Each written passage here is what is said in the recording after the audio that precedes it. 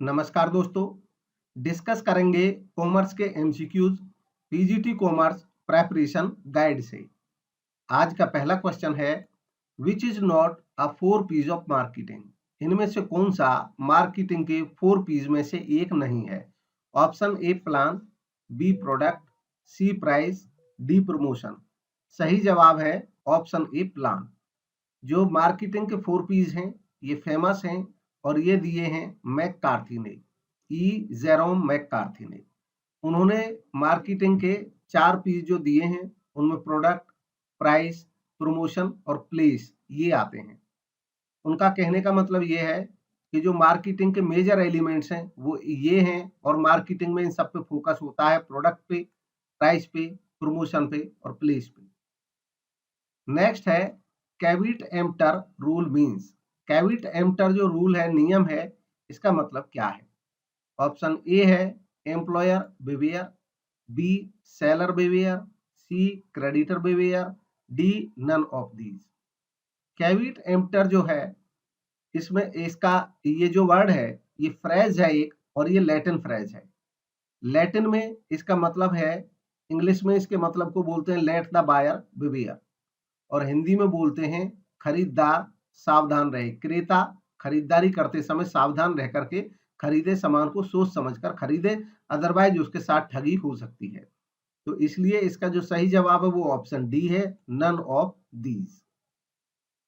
Next है setting higher prices of product during initial stages of its introduction is known as. किसी उत्पाद के शुरुआत के समय जब पहली दफा वो मार्केट में आता है तो शुरुआत में उसकी कीमतें ऊंची रखना यानी कि महंगा रखना शुरू में, ये किस तरह की पॉलिसी है, किस तरह की ये प्राइसिंग पॉलिसी है, यह बताना है। ऑप्शन ए है price skimming policy, B price penetration policy, C price discrimination policy, D price maintenance policy. सही जवाब है option A price skimming policy. Price skimming policy के तहत प्रोडक्ट का ऊंचा मूल्य रखा जाता है। तब तक ये ऐसे केस में रखा जाता है जब हमारे प्रोडक्ट के बाकी जो कॉम्पिटिटर्स हैं वो नहीं होते हैं, तो हम महंगी कीमत रख के अपने ज्यादा प्रॉफिट कर सकते हैं।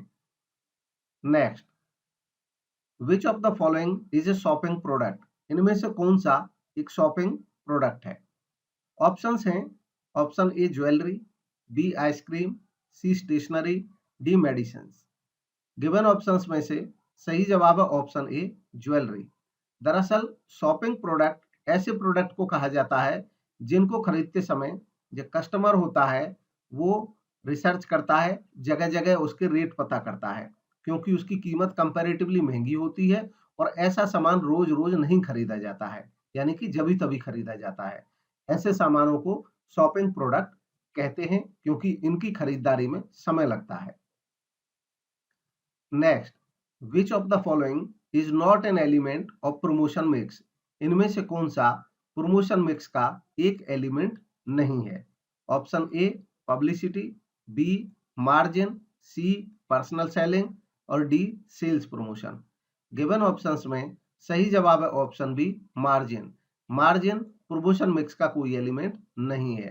प्रमोशन मिक्स जो है संवर्धन मिश्रण, इसका मतलब होता है कि मार्केटिंग करते समय प्रमोशन से रिलेटेड एक्टिविटीज से रिलेटेड डिसीजन लेना। तो प्रमोशन से रिलेटेड जितने भी डिसीजन होते हैं वो प्रमोशन मिक्स के तहत आते हैं। प्रमोशन मिक्स का हिस्सा है, प्रमोशन का मतलब उन सभी एफर्ट से होता है जिनसे सेल बढ़ाई जाती है। तो पब्लिसिटी प्रमोशन मिक्स का हिस्सा है, पर्सनल सेलिंग भी प्रमोशन मिक्स का हिस्सा है, सेल्स प्रमोशन भी प्रमोशन मिक्स का हिस्सा है, एडवर्टीजमेंट भी प्रमोशन मिक्स का हिस्सा है।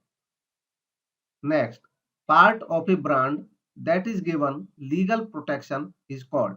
एक ब्रांड का वो हिस्सा जिसे लीगल प्रोटेक्शन दे दिया जाता है उसको क्या बोलते हैं? Option A brand name, B brand mark, C brand and D trademark. Given options में से सही जवाब है ऑप्शन डी ट्रेडमार्क।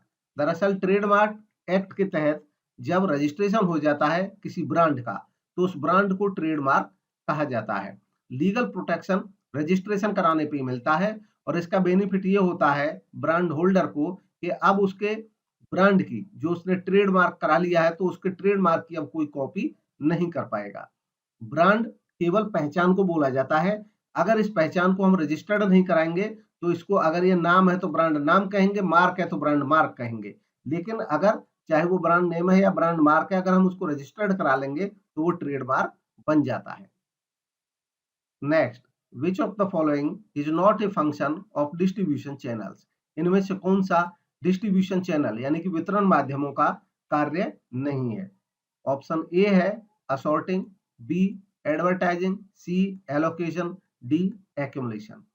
सही जवाब है ऑप्शन बी एडवर्टाइजिंग। एडवर्टाइज करना ये डिस्ट्रीब्यूशन चैनल्स का फंक्शन नहीं है। जो डिस्ट्रीब्यूशन चैनल होते हैं वो ये काम करते हैं कि वो सामान को प्रोड्यूसर से रिटेलर तक पहुंचाने में मदद करते हैं, और इसलिए वो एक्यूमुलेशन भी करते हैं, सामान को इकट्ठा भी करते हैं, एलोकेशन भी करते हैं, असॉर्टिंग भी करते हैं, रिस्क टेकिंग भी करते हैं, नेगोशिएशन भी करते हैं, सामान को पहुंचाने का काम करते हैं कंज्यूमर तक। Next, which of the following is not a component of physical distribution? इनमें से कौन सा फिजिकल डिस्ट्रीब्यूशन का एक कंपोनेंट नहीं है? Option A transportation, B warehousing, C product promotion, D inventory control. Given options में सही जवाब है ऑप्शन सी प्रोडक्ट प्रमोशन, उत्पाद संवर्धन। तो क्योंकि जो फिजिकल डिस्ट्रीब्यूशन होता है उसका मतलब होता है फिजिकली सामान को प्रोड्यूसर से रिटेलर तक पहुंचाने का जो काम होते हैं बीच में डिस्ट्रीब्यूशन से रिलेटेड उन सबको संभालना है। इस पर ट्रांसपोर्टेशन भी आ जाता है, वेयर हाउस करना भी आ जाता है, और इन्वेंट्री को कंट्रोल करना भी इसका हिस्सा है। Next, organising events involving application of skills is which of the following sales promotion technique? लोगों के जो स्किल्स होते हैं उनका एप्लीकेशन करते हुए, उनका प्रयोग करते हुए इवेंट्स ऑर्गेनाइज कराना, ये सेल्स प्रमोशन एक्टिविटीज का हिस्सा है। और ये कौन सा हिस्सा है ये पूछा गया है, किस टाइप की सेल्स प्रमोशन एक्टिविटी है? Option A assigned gift, B lucky draw, C instant draw, and D contest. सही जवाब है option D contest.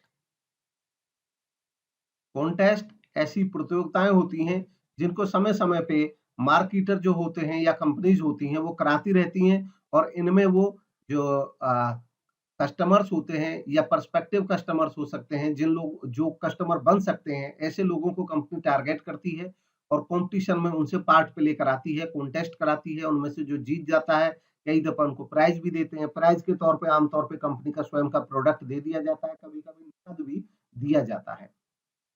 Next, which of the following does not require high advertising budget?